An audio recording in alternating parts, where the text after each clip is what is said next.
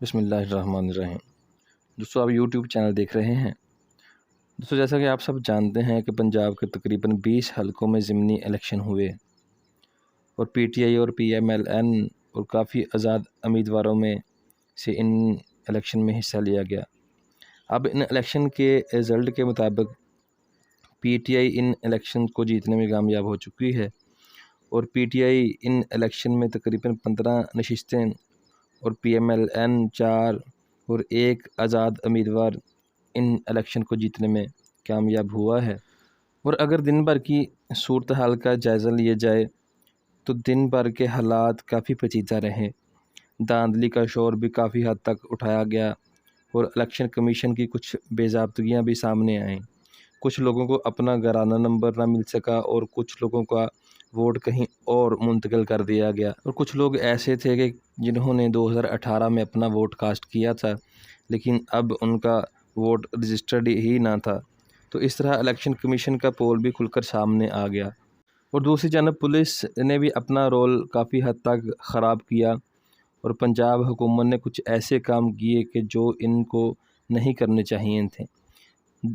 مثال کے طور پر ڈاکٹر شہباز گل کو گرفتار کر لیا گیا، جو کہ ایک مکمل طور پر غیر قانونی عمل تھا اور جس کی بالکل بھی ضرورت نہ تھی۔ اس کے ساتھ ساتھ پی ٹی آئی کے اور سینئر رہنماؤں کو بھی ان الیکشنز میں تنگ کیا گیا۔ بالآخر دن بھر کے تماشے کے بعد الیکشن اپنے اختتام کو پہنچے اور اب حمزہ شہباز اس منظرنامے سے بالکل آؤٹ ہو چکے ہیں۔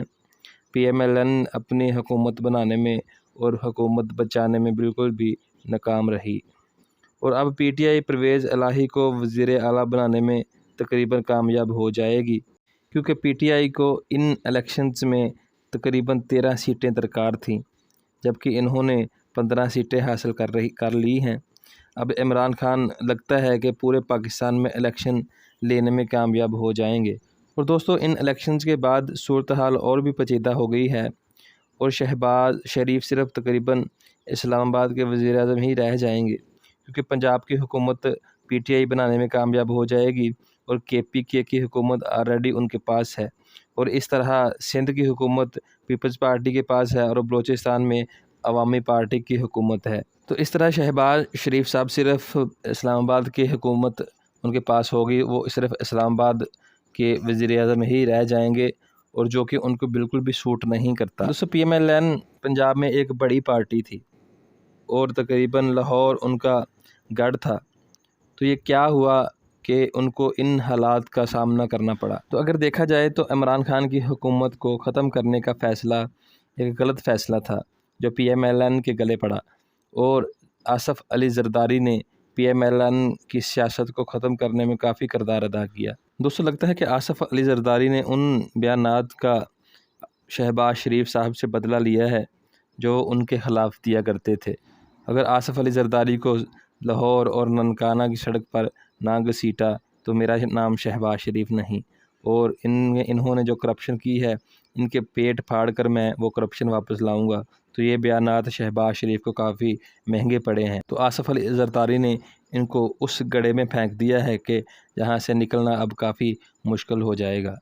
اور دوستو، رات کے پرویز الہی کا بھی بیان آیا کہ جب بھی عمران خان کہیں گے تو میں اسمبلیاں توڑ دوں گا۔ دوستو، جیسا کہ آپ سب جانتے ہیں کہ آصف علی زرداری پرویز الہی کو عمران خان سے علیحدہ کرنے میں تقریباً کامیاب ہو چکے تھے، لیکن یہ سارا کمال مونس الہی کا تھا کہ انہوں نے پرویز الہی کو عمران خان کا ساتھ نہ چھوڑنے پر مجبور کیا، اور پرویز الہی نے اس کا کریڈٹ بھی مونس الہی کو دیا ہے۔ انہوں نے کہا کہ یہ سارا کریڈٹ مونس الہی کو جاتا ہے، ان کی وجہ سے میں عمران خان کا ساتھ ابھی تک دے رہا ہوں۔